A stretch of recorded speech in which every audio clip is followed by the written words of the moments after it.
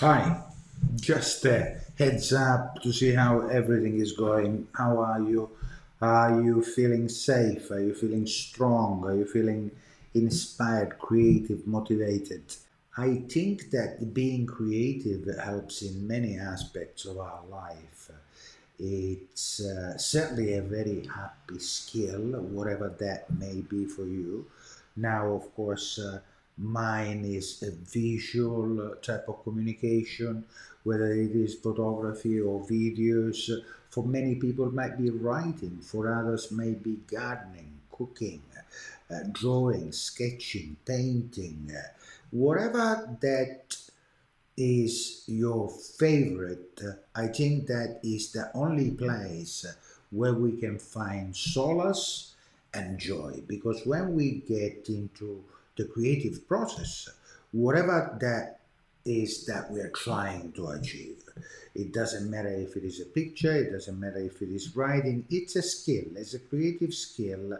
And you start with an idea or a subject and you develop it into something, maybe a story, maybe a picture, maybe a book, maybe a blog post, whatever it is. I think that when we get into the flow of the creative process, and the flow is a concept very similar to what we call in sport being in the zone, or for musicians, or for trading, being there, full minded, present in that moment with the task at hand.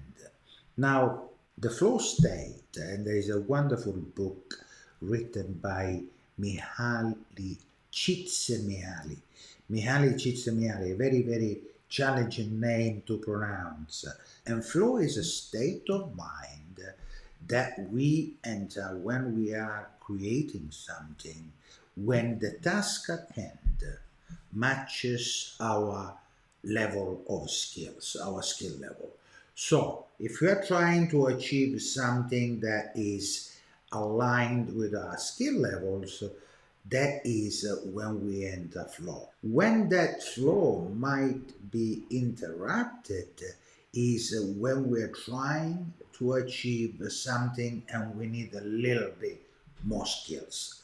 To achieve that goal, we need to know a little bit more, we need to practice a little bit more, we need to be aware of other things. So that will be like a little kind of block, a little uh, obstacle or challenge, like I like to call it, on our way to achieve our goal. Now, that is a wonderful thing because it is an opportunity to expand our skills. Now, if your personal motivation is strong, you will go and you'll find a way to learn, or maybe to discover, or maybe by trial and error you kind of reach an understanding and awareness of what is needed, and then you go and find the way, and that will allow you to grow, of course. If your motivation is strong, you will persist and you will continue on that creative process, on that journey that will lead you to achieving something. So it is important to have a very strong motivation.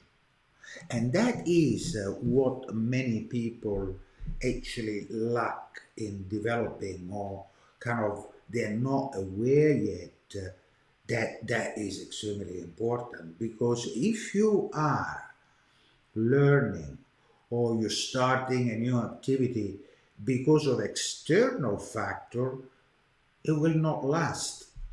You will give up. Maybe you'll go in, you'll try left, right, and center, but in the long run, you will not continue. You will not kind of relentlessly go after your dreams, go after your goal, go after something that you want to create for yourself.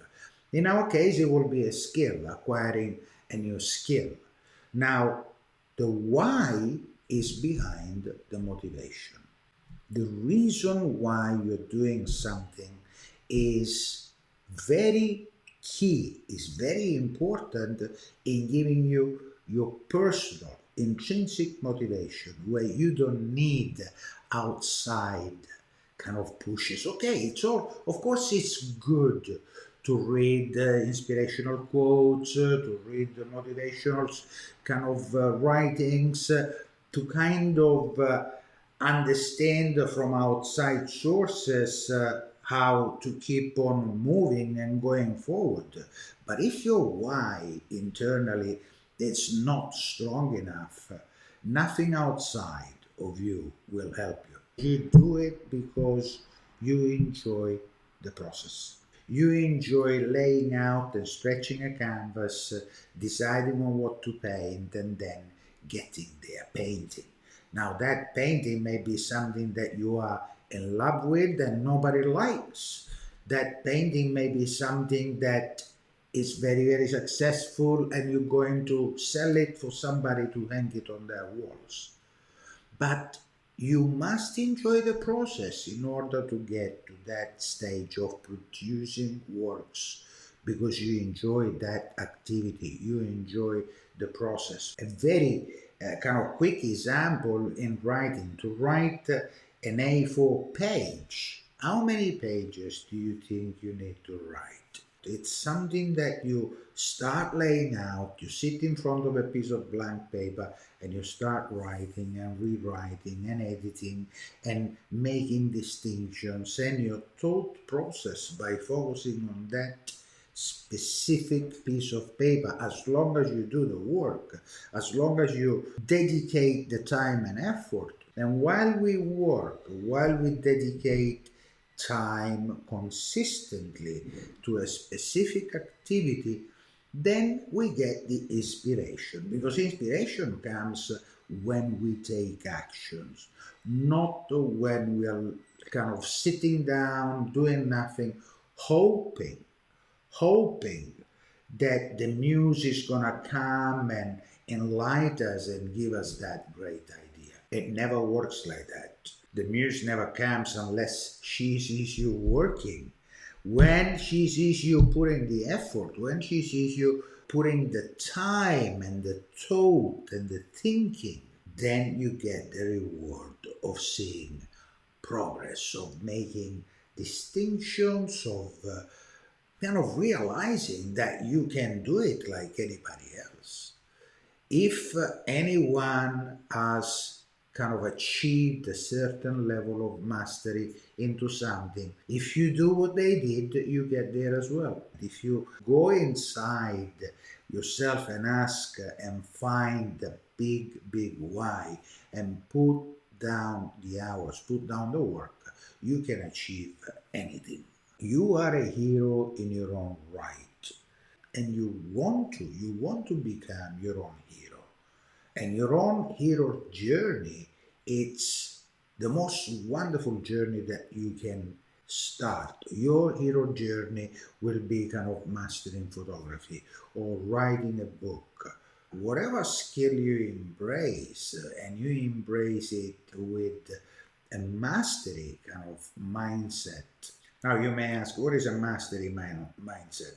The mastery mindset is the mindset of someone who adopts the philosophy of continuous and never ending improvement. Continuous and never ending improvement. That means that within the skill that you embrace, you'll always learn. Just as simple as that. You'll always practice deliberately and you turn yourself into a pro. People think that being a pro is, of course, to do with money. Money is a kind of consequence of you turning pro. So it's the other way around. You got to turn pro in your mind. You got to switch from the occasional writer, the occasional photographer, the occasional painter. Maybe that's That's an amateur kind of level, someone who doesn't do something about their skills on a consistent basis. I'm not saying that you should kind of make pictures every day, 7 days a week, or you should kind of paint the same. Of course, you do that if you enjoy it, but I think there is also something to consider, which is you don't want to burn out. You want to make sure that you are keeping a certain balance. And that certain balance is taking breaks. Now, our own brains, the way that we function at best is being focused on a specific task for about 50 minutes and then have a little break. I find it actually not just being in front of the computer. I find that actually if I am on a photo shoot, 1 hour it's of shooting is quite a long time. 1 hour of shooting is quite demanding, quite demanding unless you take breaks. You can have 50 minutes to an hour, then you take a break, maybe you look at the pictures, you get some visual feedback. Maybe if you're working with a team, you stop, you group, and you look at what can be improved. You ask yourself, is this the best that we can do? Are we happy with what we have? If you're by yourself, am I happy with the picture I've kind of created? Am I happy with this article, with this chapter of the book? That is the question. But you need to kind of manage yourself in terms of how you expend your energy, how you expend and kind of spend your time as well. So you can have a type of schedule, a routine that you follow on a daily basis. Let's say that you make pictures every other day, or maybe you do a project, then you edit, or you do a bit of research, you look at some photographers, some masters. One day a week you read about photography and look at images. Another day you edit. Another day you shoot.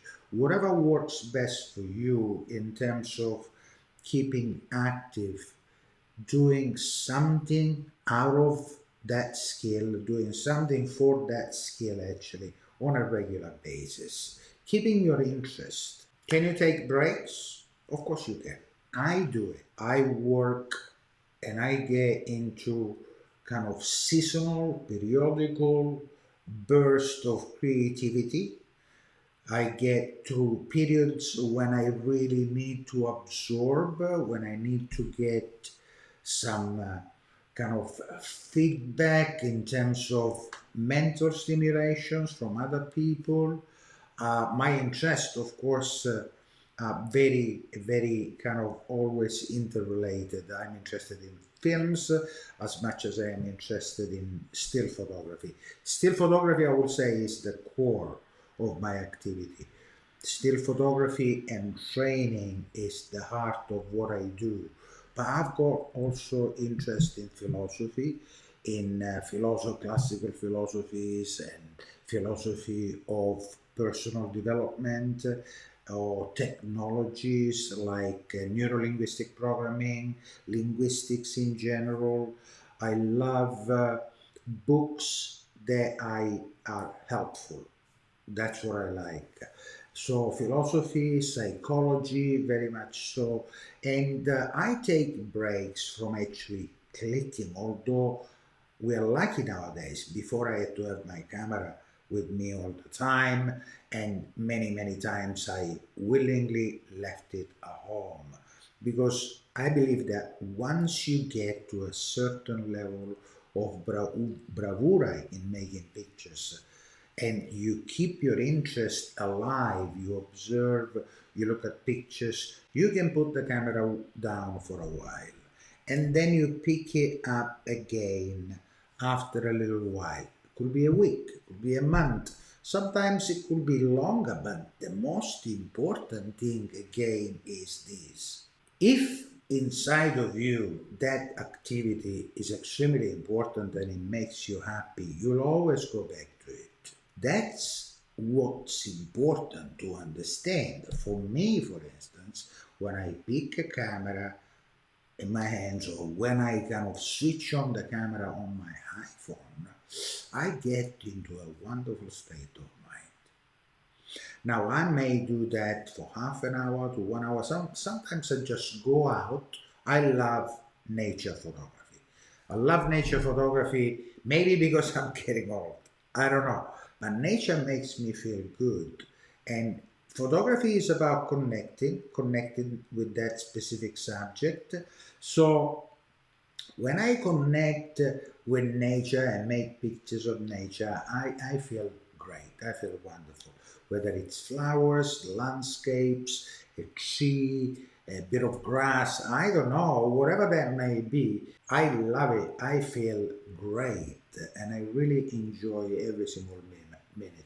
And then looking back at those pictures, sometimes I might keep a few. Sometimes I create something for social media. Sometimes I learn something from them. But I keep my kind of skill always active, always. Of course, I'm very lucky because I train, I teach. Very simply put, I could have not lasted for so long if I didn't have a big why, a big personal, intrinsic motivation for photography and for being creative. Very important, and I hope that clarifies certain things and resonates with you. And I'll see you in the next video. Bye bye for now.